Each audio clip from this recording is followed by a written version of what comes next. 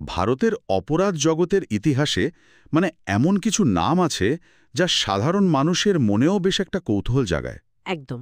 আজ আমরা সেরকমই একজনের কাহিনী নিয়ে একটু আলোচনা করব, দেবেন্দর সিং। যদিও এই নামে হয়তো অনেকেই চিনবেন না। ঠিক, বেশি পরিচিত তো বান্টি চোর নামে। হ্যাঁ, বান্টি চোর।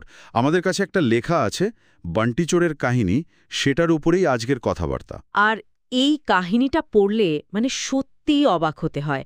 একজন কিশোর বয়সে অপরাধ জগতে ঢুকে ২০১২ সালের মধ্যে ৫০০র বেশি চুরির অভিযোগ, এটা তো মানে বিশ্বাস করা কঠিন।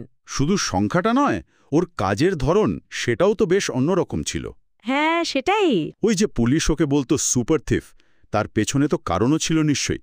বিশেষ করে ওই পাহারাদার কুকুরদের সামলানো বা ধরুন ছদ্মবেশ নেওয়ার ক্ষমতা। ঠিক তাই।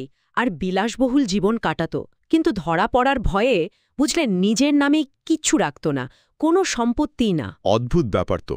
খুবই। আর এই রহস্যময়তাই বোধহয় ওকে আরও বেশি আকর্ষণীয় করে তুলেছিল। এতটাই যে একসময় তো রিয়ালিটি শো বিগ বসেও ডাক পেল। হ্যাঁ হ্যাঁ, মনে পড়ছে। আর ওর জীবন নিয়ে সিনেমাও হয়েছে তো, ওয়ে লাকি লাকি ওয়ে। দিবাকর ব্যানার্জির সিনেমা। হ্যাঁ, মানে একজন চোর থেকে প্রায় সেলিব্রিটি। তাহলে আজকের আলোচনায় আমরা এই বিষয়গুলোই একটু খুঁটিয়ে দেখব। মানে বান্টি চোরের উত্থান, ওর ওই অভিনব অপরাধের কৌশলগুলো, কিভাবে বারবার পুলিশের জাল কেটে পালাতো, আর শেষে একজন অপরাধী হয়েও মিডিয়ার নজরে চলে এলো কিভাবে। হ্যাঁ, সেটা দেখা যাক। তো শুরুটা কিভাবে হয়েছিল ওর, মানে ছোটবেলা বা অপরাধে আসার ব্যাপারটা?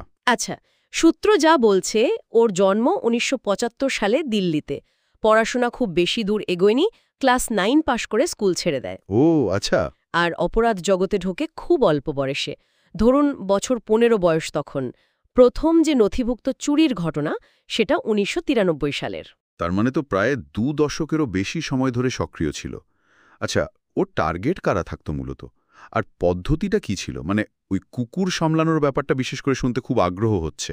হ্যাঁ, ওর প্রধান টার্গেট ছিল ধরুন ধনী লোকেদের বাড়ি, বড় অফিস বা নামী হোটেলগুলো। নিত মূলত নগদ টাকা, গয়না, দামি ঘড়ি এইসব, আর ইলেকট্রনিক গ্যাজেটস। আচ্ছা। আর কুকুরদের ব্যাপারটা সত্যিই অবাক করার মতো। বলা হয় সে নাকি কুকুরদের সঙ্গে এমন ভাব জমাতো, তাদের জন্য খাবার নিয়ে যেত। তাই নাকি? হ্যাঁ, বা কখনো খাবারে ঘুমের ওষুধ মিশিয়ে দিত, যাতে তারা চুপচাপ থাকে। মানে হিংসার পথে সে সাধারণত যেতই না। এই অহিংস পদ্ধতিটাই কি ওকে ওই সুপার থিফ নামটা পেতে সাহায্য করেছিল, নাকি ওই ছদ্মবেশ ধরার ক্ষমতাও এর পিছনে ছিল? আমার মনে হয় দুটোই। একদিকে যেমন ওর চুরিতে মারধর বা এই ধরনের ঘটনা প্রায় ঘটতই না, তেমনি অন্যদিকে সে চেহারা আর নাম পাল্টাতে ছিল একেবারে ওস্তাদ। মানে খুব সহজে নিজের লুক বদলে ফেলত, নতুন নামে পরিচিত হতো, ফলে পুলিশের পক্ষে বা পরিচিতদের পক্ষেও ওকে চেনাটা খুব মুশকিল হয়ে যেত। আর এই সুযোগেই তো সে দিল্লি, ব্যাঙ্গালোর, চেন্নাই, মুম্বাই এই বড় বড় শহরগুলোতে একের পর এক কাজ করে গেছে। ৫০০র বেশি চুরি, ভাবা যায় না। আচ্ছা, সে কি একেবারেই ধরা পড়েনি? মানে এতবার চুরি করার পর সূত্র কি বলছে, গ্রেফতার বা পালানোর ব্যাপারে? না না, ধরা পড়েছে বেশ কয়েকবার। সূত্র বলছে অন্তত ৬বার তো গ্রেফতার হয়েছিল, আর ৩বার সাজাও হয়। ও, কিন্তু প্রতিবারই বুঝলেন কোনো না কোনো উপায়ে ঠিক পালিয়ে যেত। যেমন ধরুন ২০০৫ সালে দিল্লির বসন্তকুঞ্জে একটা বড় চুরির ঘটনা ঘটেছিল। হ্যাঁ। এক ব্যবসায়ীর বাড়িতে ঢুকে লাখ লাখ টাকার জিনিস নিয়ে পালায়, অথচ বাড়ির লোক নাকি টেরই পায়নি। এই যে বারবার পালানোর ক্ষমতা, এটাই ওর ওই সুপার থিফ মিথটাকে আরও জোরালো করে তুলেছিল। কিন্তু এই কুখ্যাতির তো আবার অন্য একটা দিকও ছিল বলছিলেন, ওই সেলিব্রিটি হয়ে ওঠা, বিগ বস বা সিনেমার ব্যাপারটা, সেটা কিভাবে হলো? এটাই হয়তো বান্টির কাহিনীর সবচেয়ে আশ্চর্য দিক। ২০১০ সালে যখন ও বিগ বস ৪-এর প্রতিযোগী হিসাবে ডাক পেল, তখন তো অনেকেই অবাক। হ্যাঁ, সে তো বটে। একজন কুখ্যাত চোর কিভাবে এত জনপ্রিয় একটা শোতে জায়গা পায়, দর্শকদের মধ্যেও বেশ একটা মিশ্র প্রতিক্রিয়া ছিল। তার আগেই অবশ্য ২০০৮ সালে ওই সিনেমাটা বেরিয়েছিল ওয়ে লাকি লাকি ওয়ে, অভয় দেওল ছিল। হ্যাঁ, যেটা ওর জীবন থেকেই অনুপ্রাণিত। ঠিক। যদিও সে নিজে সিনেমাটা থেকে সরাসরি কোনো লাভ পেয়েছিল কিনা সেটা অবশ্য স্পষ্ট নয়। তার মানে একদিকে অপরাধ জগৎ, অন্যদিকে এই গ্ল্যামার দুনিয়া, দুটোতেই ওর অবাধ যাতায়াত ছিল একটা সময়। কিন্তু শেষ রক্ষা তো হয়নি। না, একদমই হয়নি। 2013 সালে কেরালায় আবার ধরা পড়ে। বেশ কয়েকটা চুরির অভিযোগ ছিল। আচ্ছা। এবার আর পালাতে পারেনি। 10 বছরের জেল হয়। 2022 সালে মুক্তি পায়। তারপর আবার কি? শোনা যায় জেল থেকে বেরিয়েও সে নাকি বেশি দিন চুপচাপ থাকেনি। আবার সেই পুরনো পথেই ফেরার চেষ্টা করেছিল। সত্যি, পুরো জীবনটাই যেন একটা অদ্ভুত রোলার কোস্টার।